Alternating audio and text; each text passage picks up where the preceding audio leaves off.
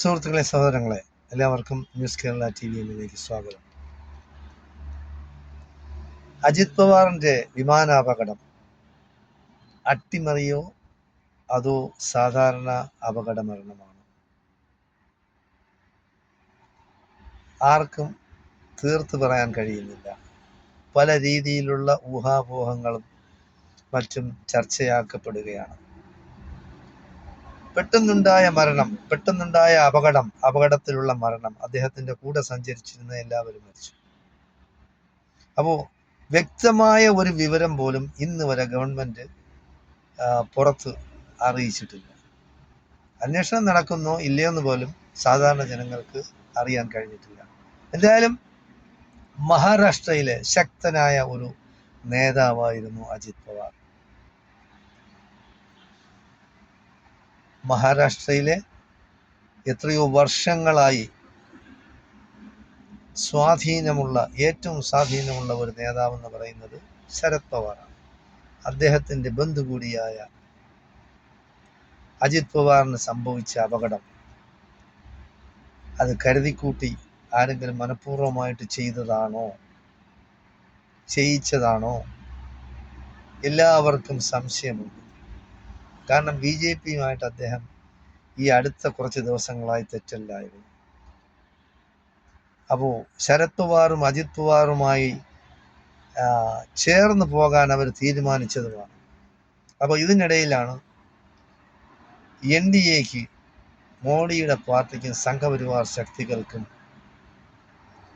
ഇദ്ദേഹത്തിന് വിശ്വാസമില്ലാതായി എന്നാണ് അജിത് പവാർ. അപ്പോൾ അജിത് പവാറിന്റെ പാർട്ടി എന്ന് പറയുന്ന NCP, പഴയ NCP ആണ്. അജിത് പവാർ എന്ന് പറയുന്നത് ശരത് പവാറിന്റെ പിൻഗാമിയായി കണക്കാക്കപ്പെട്ട വ്യക്തിയാണ്. മഹാരാഷ്ട്രയിലെ ഉപമുഖ്യമന്ത്രിയാണ്. അപ്പോ ഇതിൻ്റെ ഇടയിൽ തിരിമറി നടന്നു.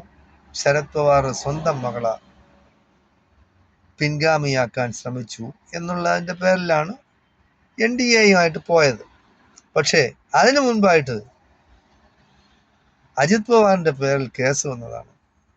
1200 1500 കോടി രൂപയുടെ തിരിമറികളുമായിട്ട് ബന്ധപ്പെട്ട് കേസ് വന്ന ഉടനെയാണ് അജിത് പവാർ NDAയിലോട്ട് പോകുന്നത്. അപ്പോൾ നമ്മളെ നാട്ടിൽ നടക്കുന്നെന്ന് പറയുന്നത് ആരെയും ഭീഷണിപ്പെടുത്തി വരുതിയിലാക്കുക എന്നുള്ളതാണ് സംഘപരിവാർ BJP ശക്തികളുടെ അജണ്ട.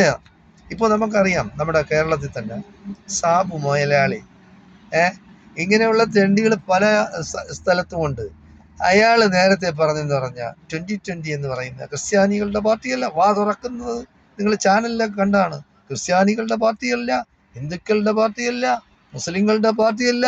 ഇത് പാവപ്പെട്ടവന്റെ പാർട്ടിയാണ്. പാവപ്പെട്ടവന്റെ ക്ഷേമത്തിനും ഉന്നമനത്തിനും വേണ്ടി, അവരുടെ ആവശ്യങ്ങൾക്ക് വേണ്ടി ഞങ്ങൾ എല്ലാ കാലത്തും നിലകൊള്ളും പറഞ്ഞ് നാക്ക് വായിക്കകത്ത് കയറ്റുന്നതിന് മുമ്പ് തന്നെ അവന്റെ മാറിയതാണ്. അപ്പൊ ഇങ്ങനെയുള്ള ചെറ്റകളാണ് രാഷ്ട്രീയത്തിൽ വരുന്നത്. ഇവനെയെല്ലാം എങ്ങനെ നമ്മൾ വിശ്വസിക്കും? ഇപ്പൊ NDAയുടെ കൂടെ പോയി. അതിന്റെ ബാക്കിലും പിന്നാമ്പുറ കഥകളെന്ന് പറയുന്നത് ED, എൻഫോഴ്സ്മെന്റ് ഡയറക്ടറേറ്റ് കുറെ ദിവസങ്ങളായിട്ട് സാബുവിന്റെ ആവശ്യപ്പെട്ടിരുന്നു അവരുടെ മുന്നിൽ ഹാജരാകണമെന്ന് പറഞ്ഞു. ഇതുവരെ ഡയറക്റ്റ് ഹാജരാകാതെ ആളിനെ വിട്ടു, അതായത് ഉദ്യോഗസ്ഥനെ വിട്ടാണ് EDയുടെ മുമ്പിൽ ഹാജരായിട്ടുള്ളത്. സാബു ഇതുവരെ പോയില്ല. അതിൻ്റെ ഇടയിലാണ് മനസ്സിലായി സംഭവം കുഴപ്പത്തിൽപ്പെടും. ഉടനെയാണ് NDA ചേർന്നത്. അതിൽ ചേർന്ന് കഴിഞ്ഞാൽ BJP സംഘപരിവാർ ശക്തികൾ ചേർന്ന് കഴിഞ്ഞാൽ ഒരു കേസുമില്ല, ഒന്നും പേടിക്കേണ്ട, ആരെയും ഭയക്കണ്ട. അപ്പൊ ഇതാണ് ഇന്ത്യയിൽ സംഭവിച്ചുകൊണ്ടിരിക്കുന്നത്. അപ്പൊ അതിന്റെ പ്രതിഫലനം എന്നോണമാണോ അജിത് പവാറിനെ ഇവർ മനഃപൂർവ്വമായിട്ട് അപകടത്തിൽപ്പെടുത്തിയതാണോ എന്ന് നമുക്ക് പറയാൻ കഴിയില്ല. എന്തായാലും ശരി, മമതാ ബാനർജി, പശ്ചിമ ബംഗാൾ മുഖ്യമന്ത്രി പറഞ്ഞത് ഇതിനെതിരെ ശക്തമായ ഒരു അന്വേഷണം നടത്തുന്നതുകൊണ്ട് കുഴപ്പമൊന്നുമില്ലല്ലോ. അന്വേഷണം നടത്തുന്നതുകൊണ്ട് യാതൊരു പ്രശ്നവുമില്ല. അന്വേഷണം നടത്തണം, ജനങ്ങൾക്ക് വ്യക്തത വരുത്തണം. ഏത് അപകടം സമയത്ത് ഉണ്ടായ അപകടമാണ്, അതേ കാലക്കൂട്ടി പ്ലാൻ ചെയ്ത് ആസൂത്രണം ചെയ്ത് ഉണ്ടാക്കിയ അപകടമാണ് എന്നറിയാനുള്ള നമ്മുടെ അവകാശം അത് തീർത്തു തരാനുള്ള ബാധ്യത എന്ന് പറയുന്നത് ഗവൺമെന്റിനാണ്. അന്വേഷണം നടത്തണം. അന്വേഷണം നടത്തി ഏതെങ്കിലും രീതിയിൽ ഇതൊരു ഉണ്ടാക്കിയെടുത്ത അപകടമാണോ അതോ സ്വമേധയാ ബൈ ചാൻസിൽ വന്ന അപകടമാണോ എന്ന് ജനങ്ങളെ ബോധ്യപ്പെടുത്താനുള്ള ചുമതല ഗവൺമെന്റിലാണ്.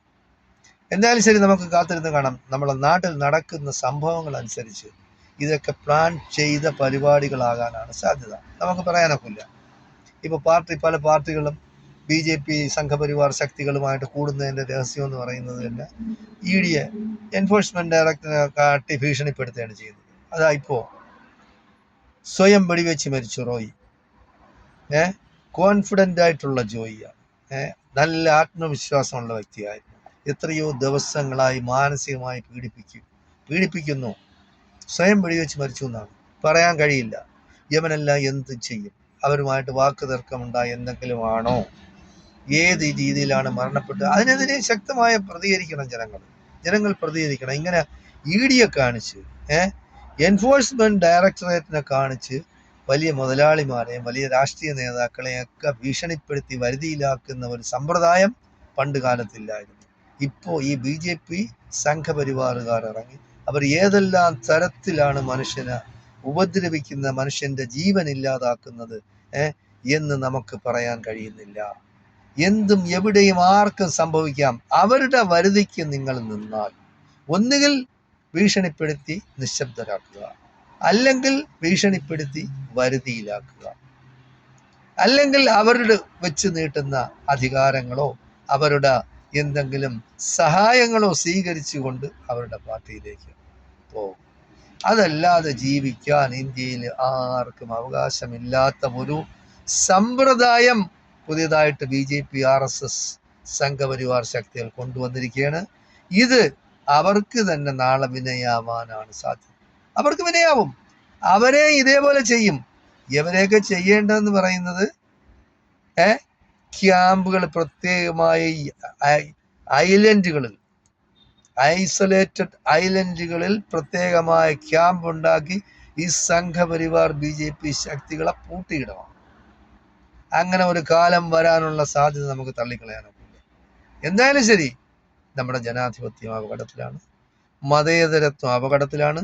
BJP സംഘപരിവാർ ശക്തികൾ അധികാരം നിലനിർത്താൻ വേണ്ടി ബാലറ്റ് പെട്ടിയിലായാലും ശരി, മെഷീനിലായിരുന്നാലും ശരി, വോട്ടിംഗ് മെഷീനിലായിരുന്നാലും ശരി, അവർ വേണമെങ്കിൽ കൂടോടുകൂടി, അതായത് വണ്ടിയിൽ കൊണ്ടുപോകുന്ന ലക്ഷക്കണക്കിനോ ആയിരക്കണക്കിനോ വോട്ടിംഗ് മെഷീനുകൾ അവർ അതോടുകൂടി മുക്കി പുതിയതുകൊണ്ട് അവർ ഉണ്ടാക്കി വയ്ക്കും വേണമെന്നുണ്ടെങ്കിൽ. അപ്പോൾ അതൊക്കെയാണ് നടക്കുന്നത്. ഇതിനെതിരെ ശക്തമായ പ്രതിപക്ഷ ഐക്യമുണ്ടായി എല്ലാവരും രംഗത്തിറങ്ങിയാലേ നമ്മുടെ നാട്ടിലെ ജനാധിപത്യവും മതേതരത്വവും സംരക്ഷിക്കപ്പെടുകയുള്ളൂ എന്ന് ഇതിന് അധികം ബുദ്ധിയൊന്നും വേണ്ട, സാധാരണ ജനങ്ങൾക്ക് മനസ്സിലായി കഴിയും. അപ്പോൾ എങ്ങനെയാണ് പലർക്കും പല രീതിയിലാണ് ജനാധിപത്യം നിലനിൽക്കണമെന്നോ മതേതരത്വം നിലനിൽക്കണമെന്നോ ആർക്കാണ് ആഗ്രഹം? മനുഷ്യ മനസ്സുള്ളവർക്ക് അതിനുള്ള ആഗ്രഹം കാണും. എതിർക്കേണ്ട സമയത്ത് എതിർക്കണം. അല്ലാതെ നമ്മൾ മനുഷ്യനായിട്ട് ജീവിച്ചിട്ട് യാതൊരു കഥയില്ല. നമ്മുടെ ജീവൻ ബലിയർപ്പിച്ചാലും ശരി, നമ്മുടെ പിടിക്കുന്ന അല്ലെങ്കിൽ വിശ്വസിക്കുന്ന ജനാധിപത്യത്തിലും മതേതരത്വത്തിലും നമ്മുടെ ഭരണഘടന നമുക്ക് അവകാശപ്പെട്ട് തന്ന, ഗ്യാരണ്ടി തന്ന നമ്മുടെ ആ അവകാശങ്ങൾ സംരക്ഷിക്കപ്പെടണമെങ്കിൽ എല്ലാവരും ഒന്നിച്ച് ഈ സംഘപരിവാർ BJP ശക്തികൾക്കെതിരെ പോരാടാൻ രംഗത്തിറങ്ങിയില്ലെങ്കിൽ നമ്മുടെ ജനാധിപത്യവും നമ്മുടെ മതേതരത്വവും നമ്മുടെ സോഷ്യലിസവും നമ്മുടെ ജനങ്ങളുടെ അവകാശങ്ങളും എല്ലാം ഇവിടെ ചവിട്ടി മെതിക്കപ്പെടുമെന്നുള്ളത് എല്ലാവർക്കും ബോധ്യമായ കാര്യമാണ്. അതുകൊണ്ട് ഈ സംഘപരിവാർ ഈ BJP സഖികൾക്കെതിരെ, അവരുടെ ഈ പ്രവൃത്തികൾക്കെതിരെ ഒന്നിച്ച് പോരാടാൻ എല്ലാവരും അണിനിരക്കണമെന്നും ജനാധിപത്യത്തിന് വേണ്ടി എല്ലാവരും മുന്നിട്ടിറങ്ങണമെന്നുമാണ് എനിക്കിവിടെയുള്ള പ്രതിപക്ഷ രാഷ്ട്രീയ നേതാക്കളോടും അതിനെ നയിക്കുന്ന, അതിൽ വിശ്വസിച്ച് അതിനുവേണ്ടി പ്രവർത്തിക്കുന്ന സാധാരണ ജനങ്ങളോടും എനിക്ക് പറയാനുള്ളത്. ജയ് ഹിന്ദ്, ജയ് ഭാരത്.